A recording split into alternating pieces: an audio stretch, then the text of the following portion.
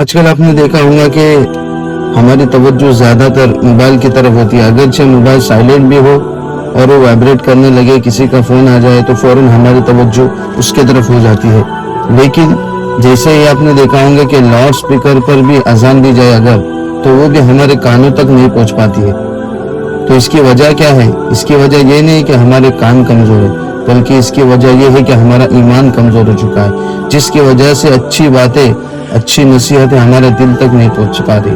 مؤذن حی علی الصلاح کی صدا بلند کرتا ہے, حی علی الفلاح کی کامیابی کی طرف آؤ, لیکن پھر بھی اس کے باوجود بھی ہماری توجہ اس کی طرف نہیں ہوتی ہے. اس کی وجہ کیا ہے؟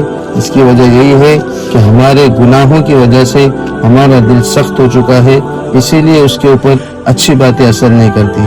اسی لیے اپنے ایمان کو مضبوط بنائے اور اچھے کام کرے, اللہ سے توبہ کرے, تاکہ ہمارا دل صاف ہو جائے اور نصیحتیں ہم پر اثر کر سکے.